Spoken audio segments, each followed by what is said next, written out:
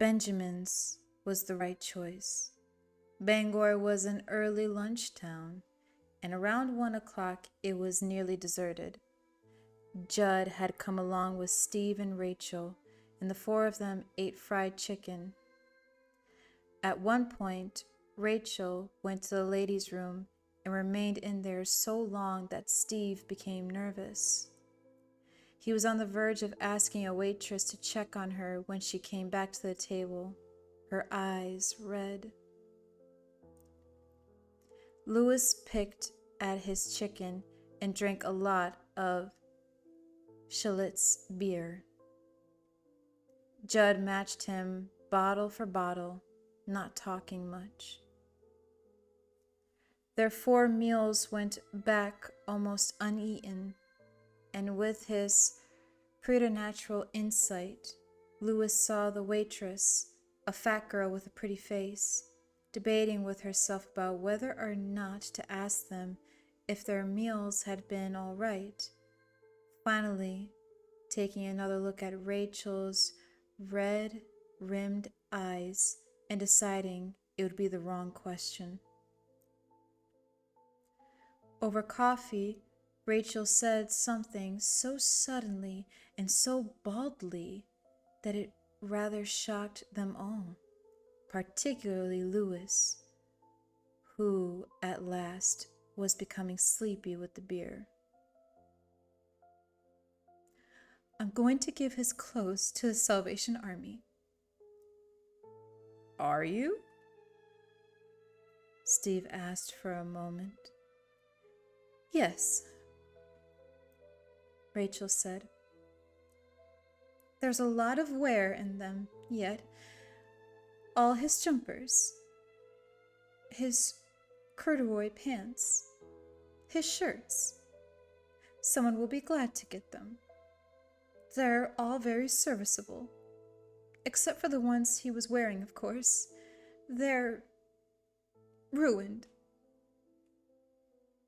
The last word became a miserable choke. She tried to drink coffee, but that was no good. A moment later, she was sobbing into her hands. There was a queer moment then. There was crossing lines of tension then. They all seemed to focus on Louis. He felt this with the same preternatural insight he'd had all this day, and of them all, this was the clearest and surest.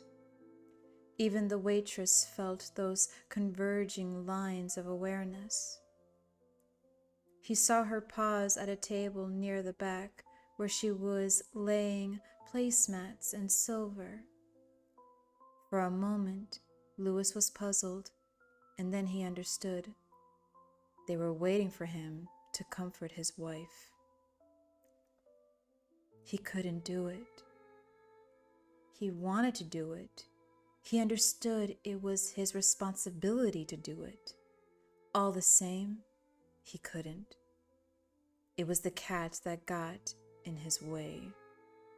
Suddenly, and with no rhyme or reason, the cat, the fucking cat.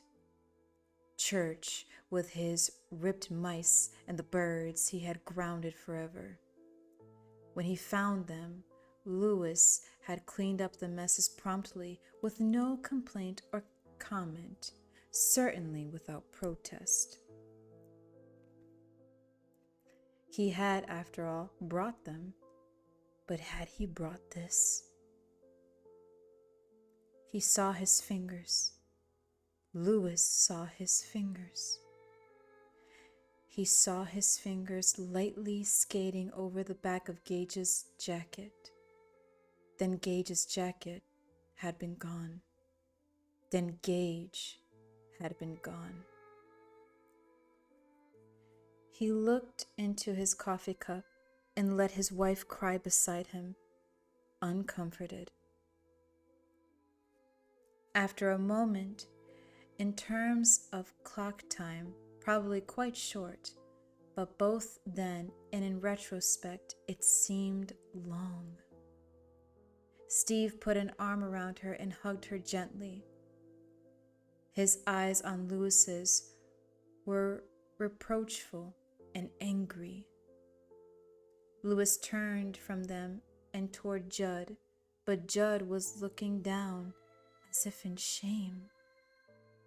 There was no help